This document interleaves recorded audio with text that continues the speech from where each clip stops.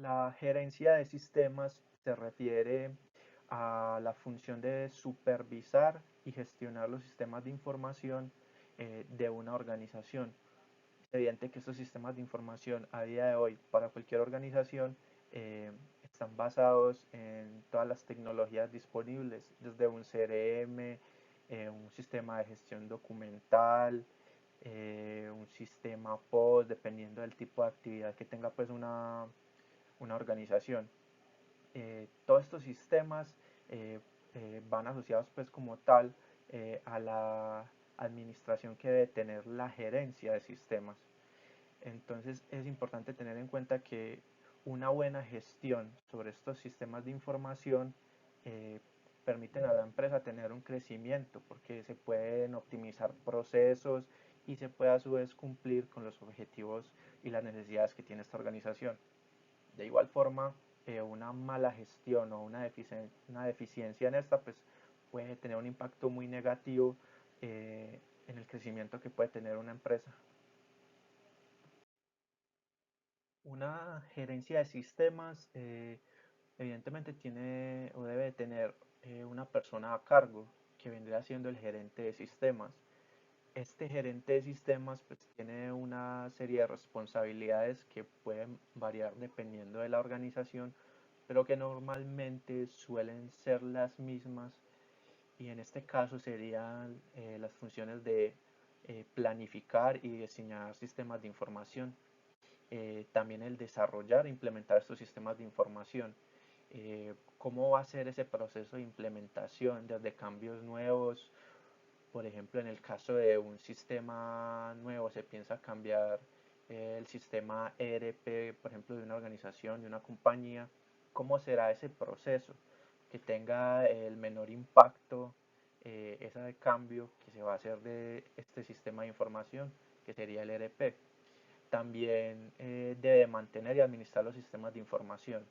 Es básicamente el encargado de que funcione, como se mencionaba anteriormente.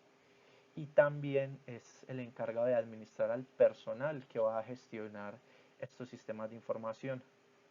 Obviamente hacerlo en base a las capacidades y habilidades que tiene cada uno de los integrantes de este personal para que pueda funcionar y ser gestionado realmente de forma correcta todos estos sistemas de información.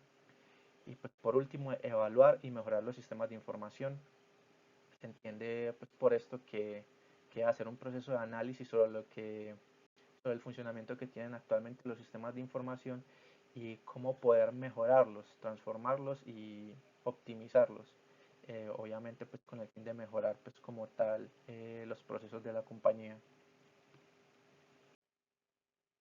Un gerente de sistemas debe de tener o controlar o manejar dos aspectos importantes. El primero es que debe tener la capacidad y los conocimientos de administración de empresas. Esto es importante porque va a estar a cargo de personal y áreas de trabajo y debe de entender cómo es ese proceso de administración. Y otro aspecto importante vendría siendo la parte técnica. Si bien no tiene que ser la persona con los conocimientos más avanzados y puntuales sobre cada uno de estos aspectos técnicos que se pueden manejar dentro de la organización, debe de entender cada uno de ellos. Eh, Porque un gerente de sistemas que no entiende de pronto procesos que hacen sus personas a cargo, pues no puede diseñar planes en base pues, a esos procesos, ya sea para mejorarlos o optimizarlos. Algunas de las habilidades pues, que debe tener un gerente de sistemas son las siguientes. Habilidades de liderazgo y gestión de personas. Teniendo presente que va a estar a cargo de personal, pues debe estar en la capacidad eh, de comunicarse con esas personas y cumplir ese rol de líder dentro de un equipo de trabajo. Eh, También debe tener pues, habilidades de comunicación. La comunicación debe ser asertiva y él debe ser el encargado de que así sea. No solo entre él y el equipo, sino entre cada uno de los integrantes de ese equipo de trabajo.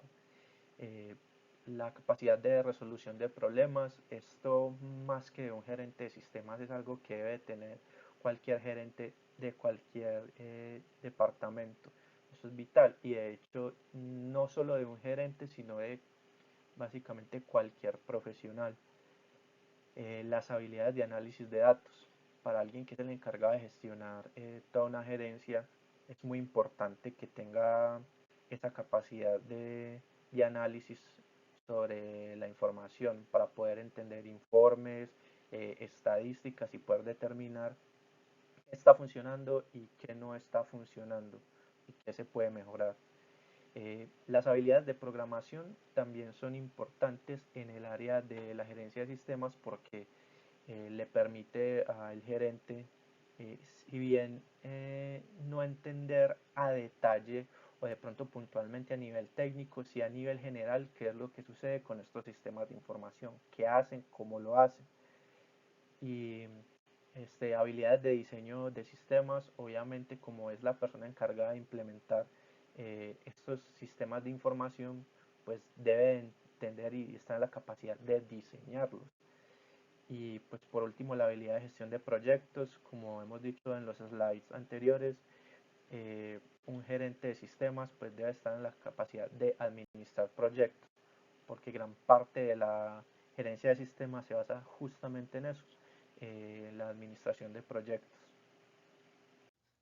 ¿Qué es una red de computadores?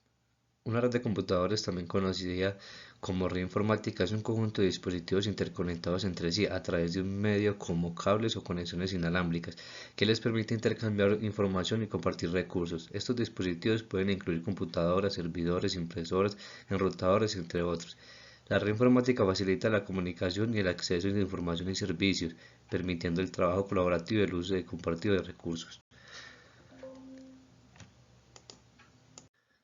¿Cuáles son las clases de red para computadores? Estas están clasificadas la primera clasificación es por alcance, que está la red de área local, red de área personal, red de área metropolitana, red de área amplia. La red de área personal es una red muy pequeña, generalmente dentro de un rango de unos pocos metros con la conexión entre dispositivos personales. Este sería para conectar un dispositivo móvil a unos auriculares vía Bluetooth, que es una distancia demasiado pequeña. Red de área local. Esta es que cubre un área geográfica limitada como un hogar, una oficina o un espacio pequeño. No es tan grande. Red de área metropolitana. Esta tiene un mayor alcance que una LAN, abarcando una ciudad o una región metropolitana. O sea, esta cubre más. Red de área amplia. Esta puede cubrir una distancia geográfica y puede incluir varias ciudades o incluso países a nivel global. También se clasifica por los medios guiados. Estos medios son los que van conectados directamente, ya sea al rack, a un switch, a una impresora, a un servidor, que utilizan cable coaxial, cable de par trenzado o cable de fibra óptica. El de fibra óptica es de internet, que es un mejor internet, mucho más rápido que el normal. También están los medios no guiados, que son los láser, los infrarrojos, conexiones inalámbricas, microondas. En el caso de los infrarrojos son los controles remotos de los televisores, de los DVDs, y las conexiones inalámbricas, ya sean toda la conexión Wi-Fi a otros dispositivos. Por topologías: red de bus, red estrella, red en árbol, red en anillo, red en malla, red vista. La red de bus es que todos los dispositivos están conectados a un cable central. En la red de estrella es que todos los dispositivos están conectados a un punto central. En anillo es que todos los dispositivos están conectados a un anillo cerrado.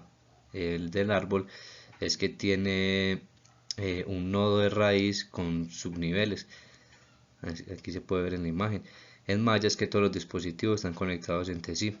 El doble anillo y el mixa es que utilizan todas las redes en una sola. Listo, de esta manera también se estructuran la red de computadores, que ya de esta se crea según la necesidad de cada uno. Para implementarla ya utilizaría una de estas redes. La seguridad informática hace referencia a todas las medidas que se toman como usuario final o como administrador de un entorno informático, se hace redes de datos, administración de cuentas, administración de servidores, un Active Directory o simplemente para ingresar a nuestras propias cuentas de correo inicio de sesión en red. Nosotros debemos de tomarlas para la protección de estos mismos y de sus datos. Dentro del mundo de la seguridad informática podemos encontrar varias de las miles de millones de tipos de amenazas informáticas. Podemos encontrar estas que son las tres más comunes: el malware, el phishing y los ataques de denegación de servicio de DOS. Dentro de estas, haciendo una similitud, del malware puede ser la infección de los archivos que nosotros descargamos de internet. Puede ser, ejemplo, un troyano, un ransomware, que son ya amenazas de un nivel un poco más avanzadas, que están lo que realizan es que nos generan una encriptación de los datos y nos piden una recompensa, casi siempre en fragmentos o fracciones de Bitcoin, para poder enviar el software que desencripta toda nuestra información. El phishing es, como sería su traducción, como la pesca, donde nosotros enviaríamos capturas o imágenes falsas de sitios web donde se encontrarían, por decir algo, plantillas idénticas a Twitter, a Facebook, a Outlook, donde nosotros digitaríamos nuestros datos y ya con eso las personas malintencionadas podrían acceder a todas nuestras cuentas. Los ataques de denegación de DOS, ataques de denegación de servicio, eso es lo que realizan es una sobrecarga a los servidores, o sea, desde muchas partes, desde equipos que son soldados y herméticos sin siquiera saberlo, se saturan los servidores de una página para poderla tumbar. Por ejemplo, eso se generaría un ataque, por ejemplo, la página de la gobernación de Antioquia, donde se sobrecarga con ataques de 700.000, 800.000 usuarios ingresando y saliendo de la página para sobrecargar los servidores y así tumbarla. Sería pues como la explicación más sencilla de estos ataques y de las amenazas comunes. Las medidas que nosotros podemos tomar como usuarios o administradores de sistemas de información pueden ir desde la más sencilla, que es simplemente tener una licencia de una solución de antivirus, sea Avast, Norton32, Kaspersky, Carbon Black, Sophos y entre muchas otras que aún hay, pues como en el mercado, incluyendo McAfee, etc. Esto lo que hacen es que nos generan un filtro frente a todas las amenazas que se nos ingresen en el equipo, se hace desde archivos que descargamos, páginas que visitamos, ejecutables que instalamos en el equipo y comportamientos anómalos que se puedan detectar frente a estos.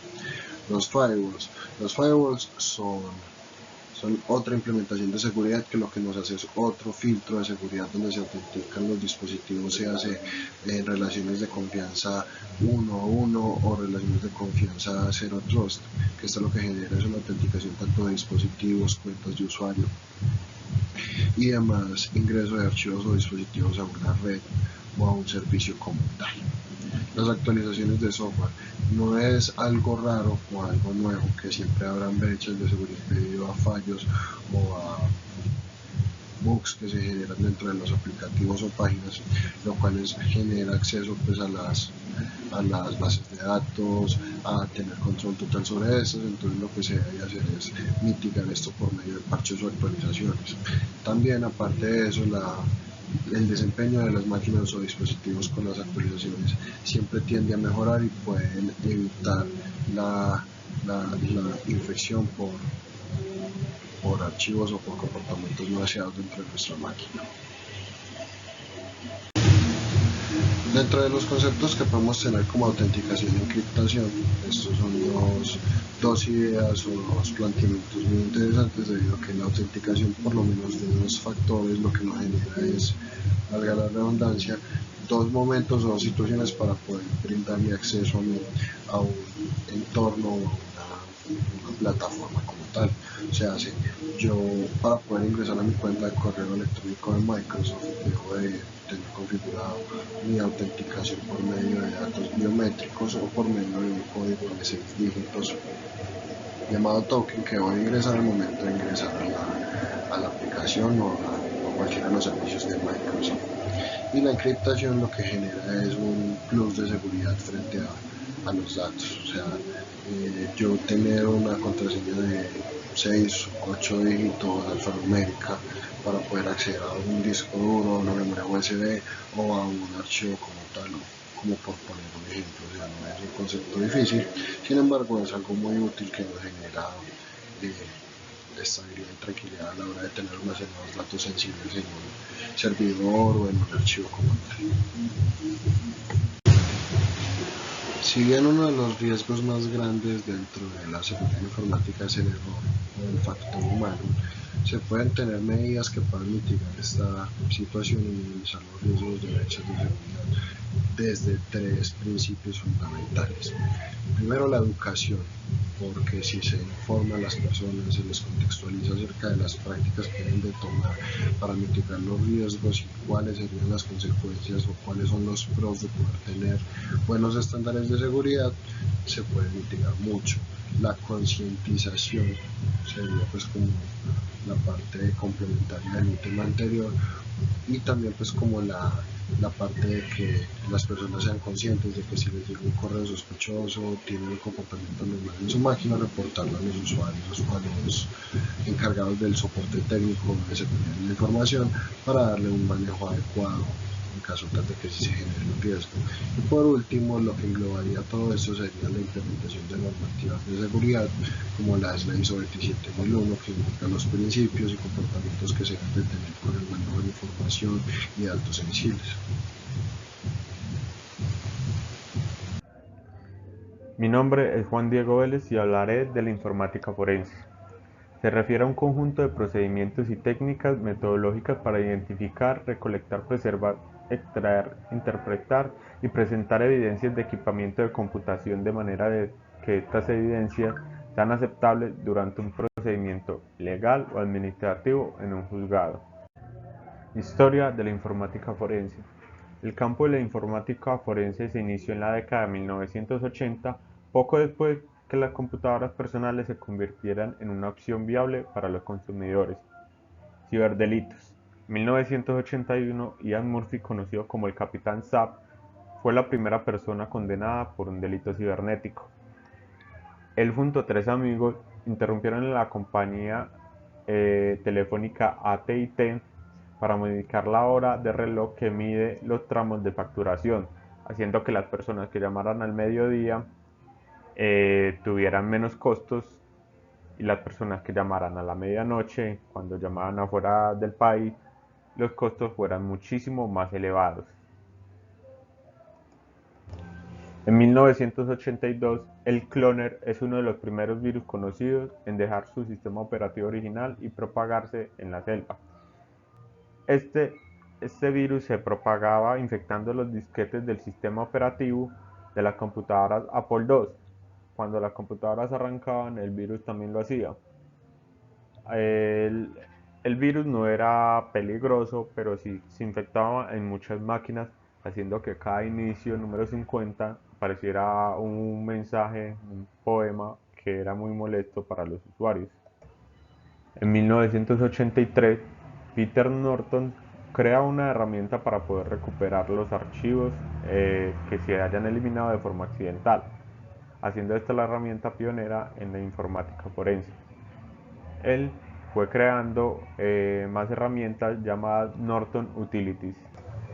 En 1986, el Congreso aprueba la Ley de Fraude y Abuso Informático, convirtiendo el hackeo y el robo en algo ilegal. En 1988, Robert T. Morris Jr., un estudiante graduado en Cornell, lanzó un gusano autorreplicante en la ARPANET del Departamento de Defensa.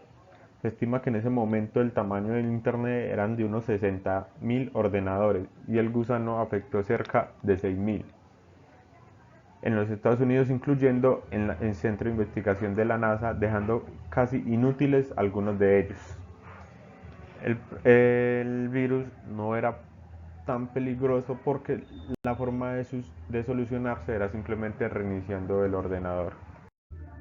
En 1989 se reporta el primer caso de ransomware a gran escala. El virus se presentó como un cuestionario sobre el SIDA y una vez descargado mantenía los datos informáticos como rehenes por $500. Al mismo tiempo, otro grupo era arrestado robando datos del gobierno y del sector privado y vendiéndolos a la KGB. En 1995 aparecen las macrovirus. Estos virus son escritos en lenguaje informático integrados en aplicaciones. Estos se ejecutaban cuando se abría una aplicación como documentos de procesamiento de texto o hojas de cálculo.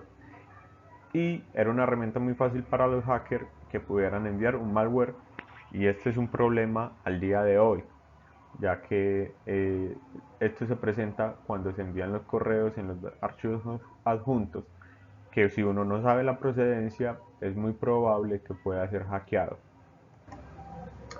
En 1997, el FBI informa que más del 85% de las empresas estadounidenses habían sido hackeadas y la mayoría ni siquiera lo sabía. Un caso es del Chaos Computer Club, que hackea el software Kraken y pueden hacer transferencias financieras sin que el banco o el titular de la cuenta lo sepa.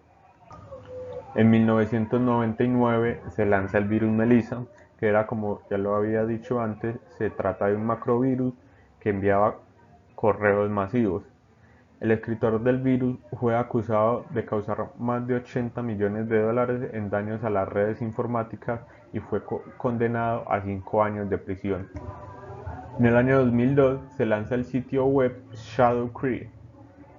Este sitio web era un tablero de mensajes y un foro para hackers que podían publicar, compartir y aprender a cometer una gran cantidad de delitos cibernéticos y evitar la captura.